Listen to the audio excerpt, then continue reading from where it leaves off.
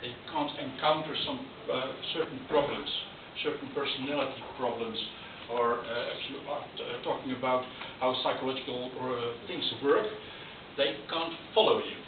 So it's, in my opinion, very important to have a certain kind of thinking level. If you want to be a lawyer, it's the same thing. Not everyone can be a lawyer. The basic mediation education, that's the ground education. It's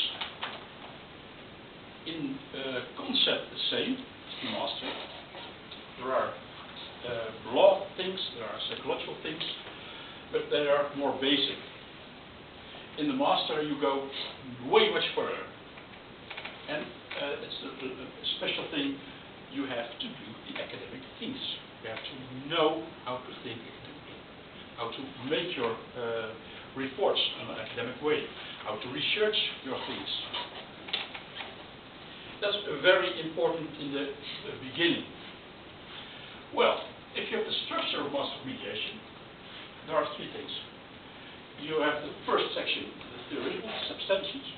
First, you have to know things, read things, the books, the articles which you can find. Then you have the diversification. It's almost Google translates some words. I think it's not good. Okay. The profession. A mediator is a mediator. Okay. But there are very different kind of mediators. There are really specializations. When I began, first of all, many people didn't know I was a mediator. They think I gave meditation. Probably in some countries where mediation is upcoming, they probably stay the same. So mediation is completely unknown. There was only the basic education of mediation. Then you could choose family or organizational. There was no difference, no more difference. Only two choices. Now you can do much more. And that's the big discussion in the MFN. How much can you differentiate? What is necessary? If I talk about myself, I do a lot of high-end mediations that will, from the court, almost court mediations, people who are in conflict 2 years, 3 years, sometimes 5 years. They don't talk to each other for months, years, and then the judge says, oh, I can do it, no, I can't handle it, something different has to be done, go to the mediator. That's my work. There are also mediators who get the people who just decided to divorce. Small conflict. Sometimes there isn't even a conflict. There's a completely different way of working. High-end or very escalating conflicts or not.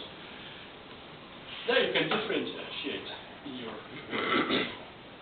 And that's a beautiful thing of the master. You can talk about kind of differentiations. So you can deeper, you can make it more difficult. Something research, go deeper inside it. Not so easy to do to resolve. Just do something beautiful with high escalating conflict. And of course, in section 3, the thesis. It sounds very easy, but I think ladies can say it's not so easy as it sounds. Thesis in the university education is very important. You go 2-3 years to the university, learn everything, all kinds of theory, and after that you have to learn how to do your thesis. Everything you know, put it in your thesis. And I think that's the same in the master mediation.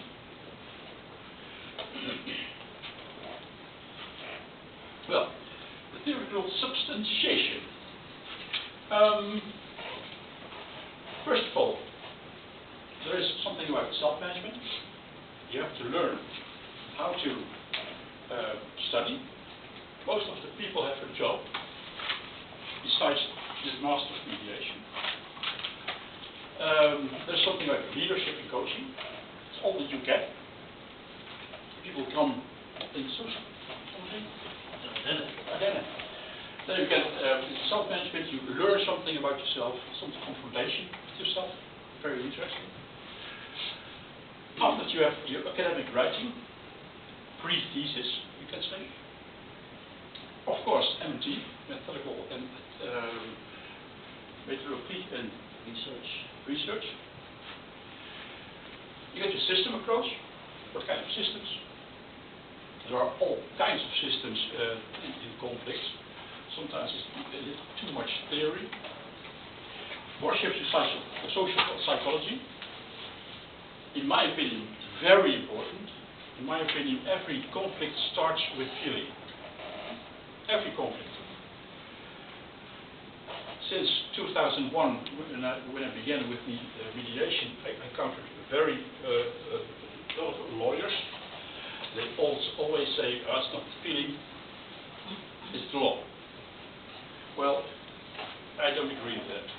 You always start with feeling.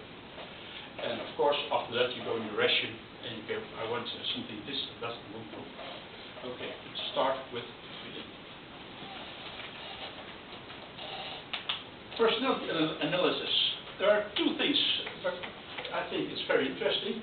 Your own. You have to learn for yourself something is self-management. How your personality is. Because you always have to know, how do I react to other people? The other people will react to you. Well, how do I react to that? That's personality analysis. And what kind of personalities are there? It's very important to know that some people you can't help. And that's the only thing you know if you have the knowledge about it.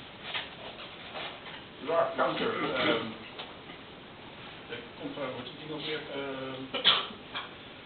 there are things people you can't help. Some you can, so you have to be an expert. Autistic people, you have to be an expert to help them. Narcissist, don't go there. If you know, if you have to learn personality analysis and you see a narcissist in your mediation, put some Nikes on and run. It's really, it's very dangerous to have a narcissistic people or a narcissistic person in your mediation.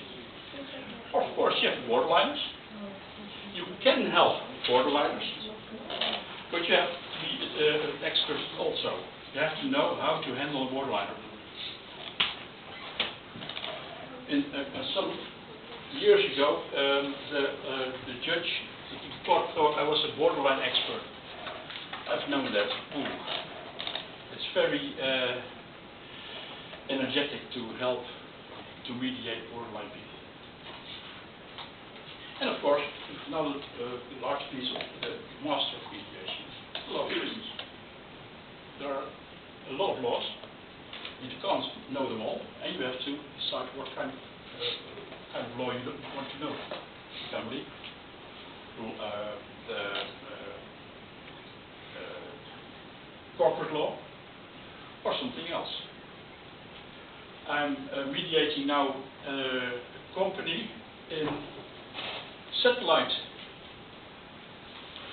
communication, bandwidth,